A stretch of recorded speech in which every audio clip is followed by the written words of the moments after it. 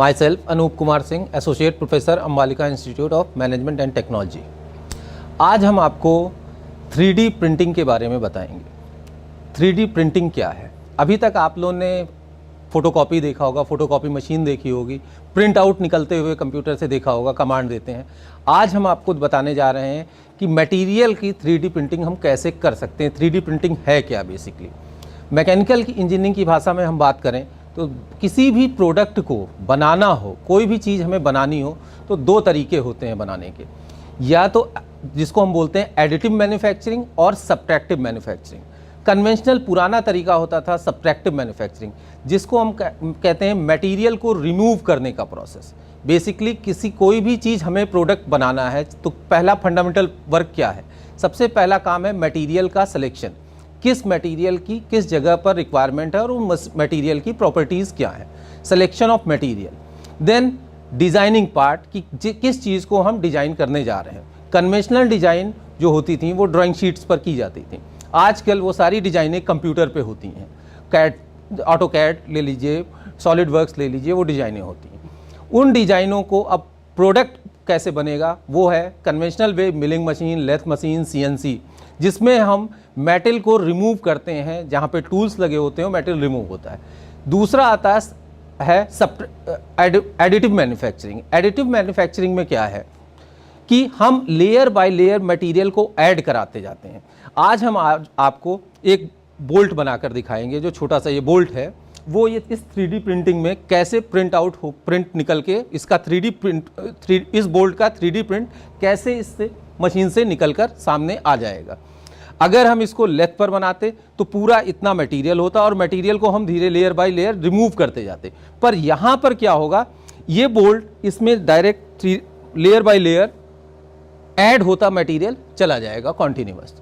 अब इसमें सब शुरुआत कहाँ से होगी वो सबसे पहले, अब आगे इसका जो एक्सप्लेनेशन देंगे मिस्टर ललित जी देंगे कि हम इसमें कैड फाइल इसकी बोल्ट की तैयार करते हैं, उसके बाद उसको कैसे इंपोर्ट करेंगे और आज आप देखेंगे ये पूरा बोल्ट आपको बन के यहाँ पर तैयार मिलेगा।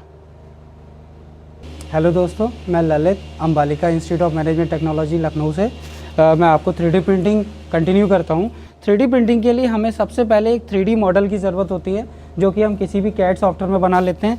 जब हम कैड सॉफ्टवेयर में वो 3D मॉडल हम जनरेट कर लेते हैं, उसके बाद उसको आती है प्रिंट आउट निकालने की बारी। प्रिंट आउट निकालने के लिए हम पहले उसकी प्लेटफॉर्म पे सेटिंग करते हैं। ये जो प्लेटफॉर्म दिख रहा है ये 3D प्रिंटर का प्लेटफॉर्म है, जो एग्जैक्ट मशीन के प्लेटफॉर्म के हिसाब से सेट होता है। इस मशीन पे ही हम यहाँ पर मॉडल लेके आते हैं जिसको हमें प्रिंट आउट निकालना होता है।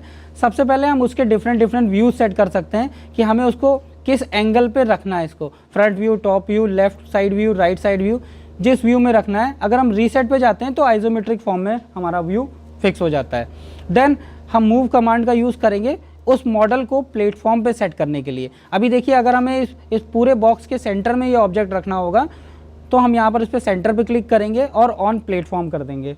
अगर इसको कहीं रोटेट करके हमें डिफरेंट ओरिएंटेशन इसका चेंज करना होगा तो हम यहाँ से इसको रोटेट भी कर सकते हैं। ये अलग अलग पोजिशनिंग के लिए हमारे ऑब्जेक्ट की। स्केलिंग का यूज़ हम वहाँ करते हैं जहाँ पर ऑब्जेक्ट को हमें रीसाइज करना होता है। एक्चुअल साइज से अगर हमें उसको कम या बढ़ाना है तो हम यहाँ पर उसकी साइजिंग चेंज कर सकते हैं। ये हमारा एक्चुअल साइजिंग इसकी चेंज हो गई, 70% पे आ गया। नेक्स्ट हमारा एक्सट्रूड आता है कि किस टाइप का फिलामेंट हम यूज़ कर रहे हैं। अगर लेफ्ट का फिलामेंट और राइट का फिलामेंट, ये मैं आपको मशीन में एक्सप्लेन करूंगा। जैसे मैंने यहाँ पर राइट फिलामेंट लिया है तो ये राइट टाइप का फिलामेंट हमारा यहाँ पर ऐड होकर मटेरियल को बनाएगा। इसके बाद फिर हम प्रिंट में जाते हैं। जब हम प्रिंट में जाते हैं तो यहाँ पर किस टाइप की कार्ट्रेज हम यूज़ कर रहे हैं। हमारा ये कार्ट्रेज हमारा वो मटेरियल होता है जो मेल्ट होकर उस सॉलिड को शेप देता है। ABS है, PLA है। यहाँ पर हम PLA ले रहे हैं तो हम यहाँ पर PLA इसको सेट करेंगे। और ये हमारा रेजोल्यूशन हमें किस मोड में चाहिए, लोअर में चाहिए, स्टैंडर्ड में चाहिए। नॉर्मली हम लोग स्टैंडर्ड में कर देंगे तो सारी सेटिंग बाय डिफ़ॉल्ट ले लेता है। इसके बाद यहाँ पर हम लेयर बाय लेयर, कितनी लेयर के बाद हम दूसरी लेयर को रिपीट करना चाहते हैं, ये उसकी सेटिंग है। शेल, अगर उसको हमें हॉलो रखना है, हेक्सागोनल रखना है, जिस शेप में हमें रखना है, पूरा सॉलिड बनाना है तो हम यहाँ से उसकी सेटिंग कर सकते हैं। इसके अलावा स्प्रे की स्पीड भी हम यहाँ से मेंटेन कर सकते हैं, एक ट्रैवल टाइम और उसके अलावा पोरिंग की स्पीड है। टेम्परेचर हम यहाँ से सेट कर सकते हैं कि मेल्टिंग टेम्परेचर क्या है जो मटेरियल हम ले रहे हैं। इसके अलावा प्लेटफॉर्म का टेम्परेचर जिस पे वो मेल्ट होकर गिरेगा और सॉलिडिफाई शेप देगा। जब हम यहाँ से पूरी सेटिंग कर देते हैं और यहाँ से ओके करते हैं तो ये जी फाइल की फॉर्म में हमारा वो फाइल सेव हो जाती है। ये जी फाइल वो फाइल होती है जिसको हमारा 3D प्रिंटर रीड करता है। जब हम इसको यहाँ पर सेव कर देंगे तो ये हमारी वो फाइल जी फॉर्म में सेव हो गई और इस तरफ से हमारा उसका ड्यूरेशन दिखा रहा है कि 13 मिनट का टाइम लगेगा और 0.54 मीटर वायर हमारा जो होगा वो कंज्यूम होगा। इसके बाद जब हम यहाँ से प्रिंट करते हैं तो ये एक्चुअल पोजीशनिंग होगी प्रिंट के लिए। यहाँ से हम कमांड दे रहे हैं, ये हमारा USB के थ्रू कनेक्ट है। 3D flash force dreamer 3D printer जो हमारा कनेक्ट है जिस पे हम प्रिंट आउट देंगे और यहाँ से हम इसको कनेक्ट करते हैं। जब हमने यहाँ से कनेक्ट किया तो यहाँ पर टाइम ड्यूरेशन उसने दिखाया। अब देखिए जब प्रिंट की बात करते हैं तो यहाँ पर जैसे ही हमने यहाँ पर प्रिंट दिया तो यहाँ पर वो सारी कमांड्स ऑटोमेटिक अपलोड हो गई। ठीक, जब हम प्रिंट दे रहे हैं तो यहाँ पर इसकी सेटिंग है, वो सेटिंग जो हमने वहाँ की थी। ये हमारा प्लेटफॉर्म है जिसका टेम्परेचर हमने 50 से 55 रखा था और ये हमारी नोज़ल है। ये वायर हमारा कार्ट्रिज का काम कर रहा है, ये थर्मोप्लास्टिक होता है। ठीक, ये इसके अंदर जाता है। यहाँ पर क्या होता है 200 से 220 डिग्री तक ये मेल्ट होता है, मेल्ट लिक्विफाई फॉर्म में कन्वर्ट होता है और उसके बाद नोज़ल से पोरिंग होगी। इसकी नोज़ल क्या करेगी, वो नीचे पोर करके उस जगह पर मटेरियल कलेक्ट करेगी। अब जैसे सर ने भी बताया था ये मटेरियल एडिशन प्रोसेस है, FDM टेक्नोलॉजी पे काम करता है, फ्यूज डिपोजिशनिंग मेथड्स। उसमें क्या होता है कि मटेरियल की सबसे पहले बॉटम की लेयर बनेगी कि बेस हमें कैसा चाहिए, उसके बाद लेयर के ऊपर लेयर जितना हमारा है। यहाँ पर देखिए लेयर की सेटिंग दी हुई होगी, ये हमारा 150 लेयर्स दिखा रहा है, तो इट मीन्स कि ये 150 बार अप एंड डाउन होगा तब ये पूरा प्रोसेस कंप्लीट होगा। एक लेयर कंप्लीट होने के बाद ये ऑटोमेटिकली मशीन माइक्रोन्स में उतने mm लिफ्ट कर जाती है टॉप की तरफ, जो हमारा वेरिएशन हमने शुरू में दिया था। देखिए जिस तरह दो पार्ट पे हमारी असेंबली बन रही है, ये दो पार्ट है, एक नट है और एक बोल्ट है। उन दोनों को थ्रेड के साथ पूरा कंप्लीट करेगा ये।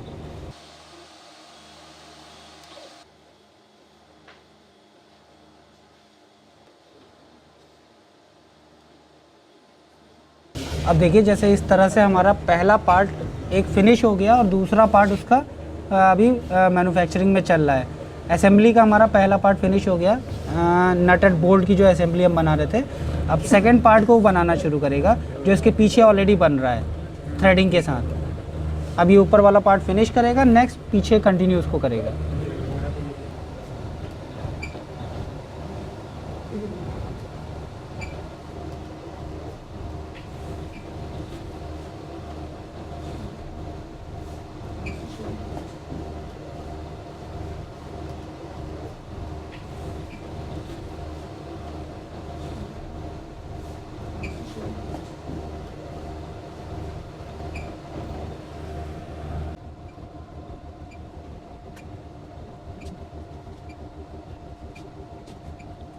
अब देखिए जैसे इसमें 83% हो चुका है, यानी कि एक पार्ट पूरा कंप्लीट हो चुका है और दूसरा पार्ट 83% तक कंप्लीट हो चुका है।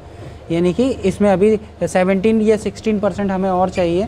तो उसी हिसाब से टाइम ड्यूरेशन भी इसका आप देख रहे होंगे लैप्स कर रहा है। जैसे जैसे परसेंटेज बढ़ता जाएगा टाइम हमारा लैप्स करता जाएगा। अब देखिए इस तरह से जैसे ही हमारा प्रोडक्ट पूरा बन जाता है, मशीन प्लेटफॉर्म अपनी रेस्ट पोजीशन पे आ जाता है, एक्सट्रूज़र भी अपनी जगह पर चला जाता है। और तो यहाँ से हम क्या करेंगे, इसको ओपन करके यहाँ से हम इस मटेरियल को रिमूव कर सकते हैं। जब हम इसको रिमूव करेंगे, मैंने तो अपने सिंगल हैंड से किया, लेकिन आप लोग जब भी करेंगे तो ग्लव्स पहन के इसका यूज़ करेंगे। क्यों, अब ये देखिए इस तरह से ये हमारे दोनों कंपोनेंट जो हैं वो रेडी हो चुके हैं, जो हमने 3D प्रिंट में निकाले। अब इसको ऐसा असेंबली की तरह अगर हम चाहें तो थोड़ी सी इसकी फिनिशिंग करनी पड़ेगी, उसके बाद ये एज ए असेंबली की तरह काम करेंगे। नट और बोल्ट बिल्कुल एज ए असेंबली की तरह वर्क करेगा। तो इस तरह से हम पूरा एक कंपोनेंट डिज़ाइन कर सकते हैं। अब इसमें देखिए यहाँ पर ये 3D प्रिंटेड मॉडल हमारे पड़े हुए हैं, जिसमें वेरियस टाइप्स के मॉडल्स हैं जो यहाँ पर मैंने डिस्प्ले के लिए रख रखे हैं।